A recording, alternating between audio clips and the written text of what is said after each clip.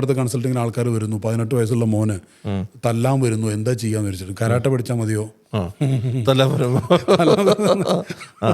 അല്ല, അങ്ങനെയൊക്കെ ചോദിച്ചിട്ട് വരുന്ന ഇത് ഞാൻ യാഥാർത്ഥ്യം പറയുന്നത്. മാതാപിതാക്കൾ, പ്രത്യേകിച്ച് ഉപ്പമാർ അല്ലെങ്കിൽ അച്ഛന്മാരൊക്കെ ഈ വിഷയത്തിൽ വന്നിട്ടുണ്ട്. പിന്നെ ആ സമയം ആകുമ്പോഴത്തേക്കും നമ്മൾ കൊടുക്കുന്ന കമ്പനി പ്രോപ്പർ ആണെങ്കിൽ, ഒരു ഇനഫായിട്ടുള്ള നല്ലൊരു ഫ്രണ്ട്ഷിപ്പ് നമ്മൾ കൊടുക്കുന്നുണ്ടെങ്കിൽ അവർ നന്മയിലായിരിക്കും ഉണ്ടാവുക.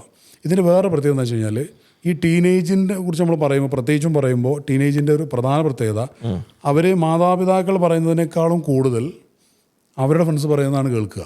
കറക്റ്റ്. അതാ പ്രായത്തിൻ്റെ പ്രത്യേകത. പിയർ പ്രഷർ നമ്മളതിന് പറയാം. അപ്പോൾ ഈ പിയർ പ്രഷർ, അപ്പോൾ നിങ്ങൾക്കറിയില്ല, നിങ്ങൾക്കൊന്നും അറിയില്ല, എൻ്റെ സുഹൃത്ത് ഇങ്ങനെ പറഞ്ഞിട്ടുണ്ട് അല്ലെങ്കിൽ അവളിങ്ങനെ പറഞ്ഞിട്ടുണ്ടെന്നാ പറയാം. അപ്പോൾ അതിനുള്ള സൊല്യൂഷൻ എന്താണെന്ന് പറയുക, സിമ്പിൾ സൊല്യൂഷൻ, അവരുടെ ഫ്രണ്ടായാൽ മതി, അവരുടെ നല്ലൊരു സുഹൃത്തായിട്ട് മാറുക. അപ്പോൾ ആ ഒരു അപ്രോച്ച് അവർക്ക് നമ്മളോട് കിട്ടും. റെസ്പെക്റ്റോട് കൂടെ തന്നെ. അത് റെസ്പെക്റ്റ് എല്ലാം കളഞ്ഞു കുളിച്ചിട്ടുള്ള ഒരു കാര്യമല്ല. റെസ്പെക്റ്റ് ഒക്കെ നിലനിർത്തിക്കൊണ്ടുള്ള ഒരു സുഹൃത്തായി മാറുക.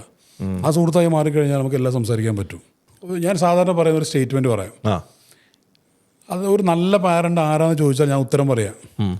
അതിൻ്റെ ഉത്തരം എന്ന് വെച്ച് കഴിഞ്ഞാൽ, മക്കൾ ചെയ്യണം എന്ന് നമ്മൾ ആഗ്രഹിക്കുന്ന കാര്യങ്ങളൊക്കെ ഞാനും ചെയ്യാറുണ്ട് എന്ന് നമുക്ക് പറയാൻ പറ്റണം.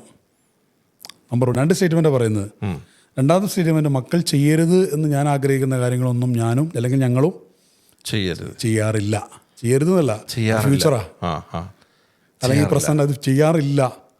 ഈ 2 സ്റ്റേറ്റ്മെൻറ്റ് കറക്റ്റാണ്. വെറുതെ പറഞ്ഞിട്ട് കാര്യമില്ല, യാഥാർത്ഥ്യത്തിൽ പറയാൻ പറ്റുകയും ജസ്റ്റ് കോപ്പിയേഴ്സ് എന്ന് പറഞ്ഞിട്ട് അവരോട് കൂടെ കുറച്ച് ടൈം സ്പെൻഡ് ചെയ്താൽ മതി, വേറെ ഒന്നും ചെയ്യേണ്ടതില്ല. ഞാനും ഭാര്യയും കൂടെ വഴക്കിടുന്നുണ്ടെങ്കിൽ സ്വാഭാവികമായിട്ടും എൻ്റെ മോനും ഭാവിയിൽ വഴക്കിടും. അത് നിങ്ങൾ അവർ പഠിപ്പിക്കേണ്ടതില്ല. ടൈം ആകുമ്പോൾ അവർ മനോഹരമായിട്ട് ചെയ്തോളൂ, വഴക്കിട്ടോളും. ഏതുവരെന്ന് വെച്ച് കഴിഞ്ഞാൽ ഇപ്പോൾ ഒരു 5 വയസ്സുള്ള മോനാന്ന് തന്നെ സങ്കല്പിക്കുക.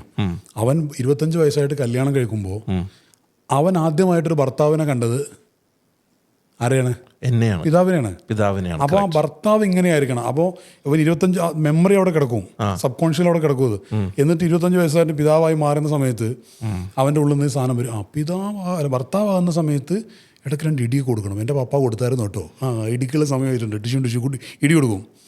ഇതേപോലെ ആ പെൺകുട്ടിയുടെ പാരൻ്റ്, മാതാവ്, മദർ ചിലപ്പോൾ പിതാവുമായിട്ട് പ്രശ്നം ഉണ്ടാക്കുന്നത് കണ്ടിട്ടുണ്ടാവും. പിന്നെ അവർ ഇടിച്ച സമയത്തൊക്കെ 4 ഇരട്ടി പറഞ്ഞിരുന്നു. ആ പുള്ളിക്കായി 4 ഇങ്ങോട്ട് പറയും.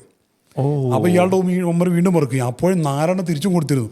ഇങ്ങനെ ഇത് വഷളാവാൻ ചെയ്യുന്നത്. ശരിക്കും പറഞ്ഞാൽ മക്കളെ നമ്മൾ വളർത്തുന്നില്ല, അവരതിൻ്റെ ഇടയിലൂടെ എങ്ങനെയൊക്കെയോ വളർന്നു വരികയാണ് ചെയ്യുന്നത്.